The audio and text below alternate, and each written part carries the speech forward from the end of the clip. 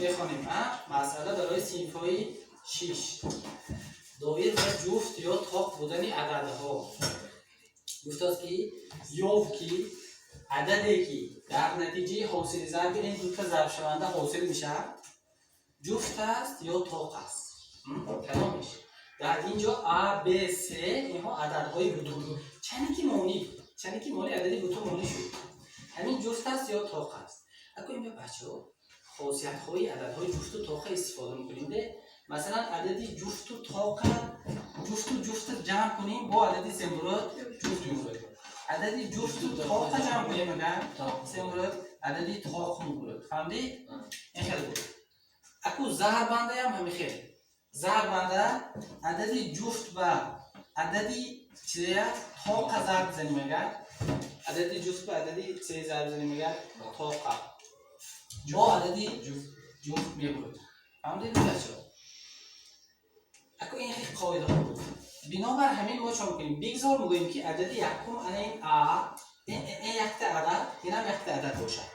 یعنی هر دو همین عدد جمع کرده ببینیم که چیزی میبرید. تماشا کنید جمع کنید. عدد یکم 7 جمع ب ترکیب 2 3 جمع 1 همین جمع عدد دوم 3 ترکیب 5 ب جمع 4 3 جمع چند 10 برابری ترجمه کنید. نه جمع کنیم اگر 7 و 3 چند هم میشه 10 همه وقت عددی جفت. چون که من جفت و همه گونه عددی بتونه ضرب بزنی با جفت میگیره. مینوسی 4 ب میشه 4 ب هم وقت جفت. بله مینوسی 4 ب اینم جفت اکو جمعی مینوس 3 و مینوسی 2 3 با اینم جفت پیروسی 11 یک تا تاق.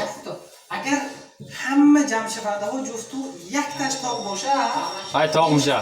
این عدد تاق بوده است. این عدد که تاق باشه دیگر چیزی میشه حاصل جمع هر دو تاق میشه. این جمع شونده ها اگه یک تاش جفت و یک تاش تاق شده نشده یک تاش جفت و یک تاش سه شده نشده تاق شده نشده. اگر یک تاش جفت و یک تاش تاق شود حاصل ضربش جفت میشه. این عدد عددی چیز است جفت بوده است. جای A و B C به چندی که نمانی کدام عدد نمانی هر این چیز عددی جفت بروندن میگرفته است. فهمیدید می نمی یک بار دیگه یادتون بریم عددی جفت که چه عدد میگوییم عددهایی که به دو تقسیم میشن عددهایی که به دو تقسیم میشن لیکن قاعده‌اش این عدد به دو تقسیم میشه و جفت است. این خاصیتش قاعده‌اش اینه که عددی جفت عددی است که با رقم‌های جفت تمام میشه. رقم‌های جفت کدام‌ها 0 2 4 6 8 تمام همین میگه 5 تا. اگه عددی تاقش چی برعکس 1 3 5 7 همه عددهایی که با رقمی تاق تمام میشه.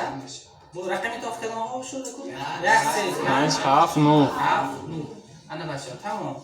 همین چیزهای هم یک بار دیگه تکرار میکنیم.